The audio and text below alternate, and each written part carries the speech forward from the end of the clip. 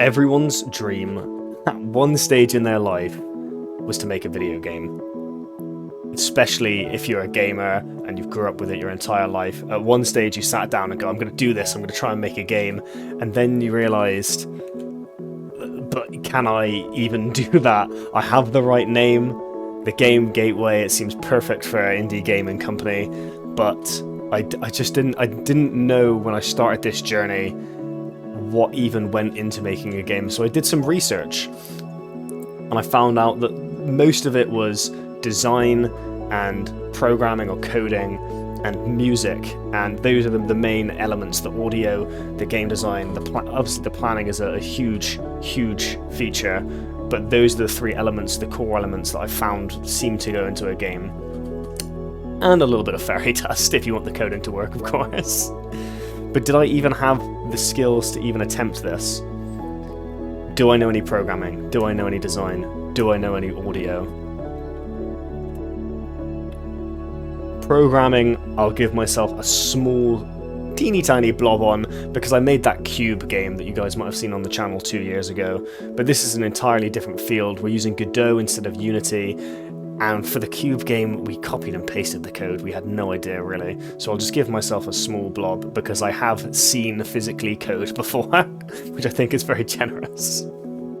For design, I've given myself a small blob as well. I think I'm quite creative. I can make a YouTube thumbnail. I can design things quite quickly. I can edit YouTube videos. I think, even though I haven't got that experience in a real game development situation, I don't think I'm going to fall short in that element. What I am going to fall short on is the audio.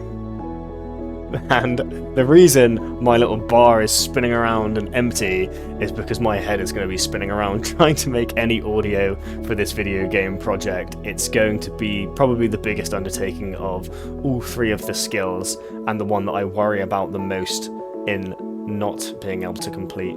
But enough yammering on, let's show you what I've done so far. Welcome to the first day of my Godot journey. I know that this game doesn't look like much to you guys, but I have spent 3 full days working on this project, and I am immensely proud of how far I've come and what I've learned along the way, with thanks to a popular YouTuber named Brackies. Here's the game so far, and what it looks like, and what we can do as well. Let me take you through it.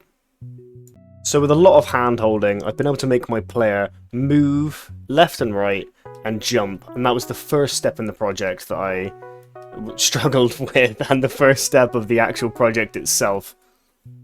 The second thing I was learning was tile maps, and how to create the world that my player was going to stand on, which includes these little blocks and the sky in the background as well, to make it, you know, a little prettier. I then moved on from there to move on to moving platforms, how to take those tiles and be able to add physics to them to make them shift left and right, which is super fun, super rewarding, and didn't actually take that long. This only took about an hour of my time right at the start. The fourth thing was collectible coins and animations, which I found really quite difficult in comparison to the first elements of the game, where you've got to make these sound effects for the coins, you've got to add the frames to the coins to make them look like they're spinning, as well as a little scoreboard, which I'll show you guys in a second if I can get there. A scoreboard where it keeps track of the number of coins that I've actually collected. So if we get down here, our little leap of faith, you've collected 9 coins, and that label updates as you collect more coins. That was quite a fun aspect of the game development as well, and something that I probably will use in my own project moving forwards. And then finally, we've got our slime enemies. This by far took the longest time to design. How to make them move left and right, and then secondly, when we run into them, how to make them make the player die and the scene reset. That is probably what took the majority of the time. In honesty, the first couple of steps that I was following with the Brackies tutorial were really straightforward, and then I really did get stuck on the how the player interacts with the surrounding environment and how to make the player die and the game reset. That is the whole game. that I've made to date.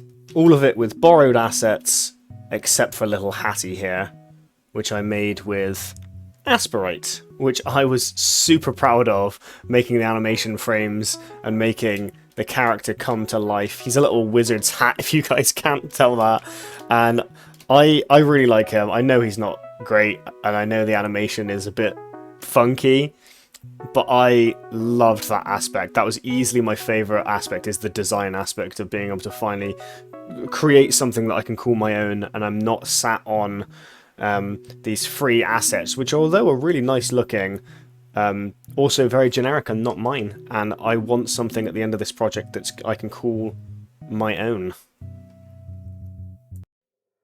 I think the hardest thing that I've had to get to grips with game design is, and game development, is the coding.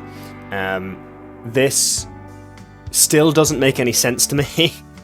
I've been following tutorials and just typing in what they say, and if anybody in the comments has any way that they can make this just make a little bit more sense to me, so I'm not just following and clapping along without understanding what's going on, I would super appreciate the support, guys.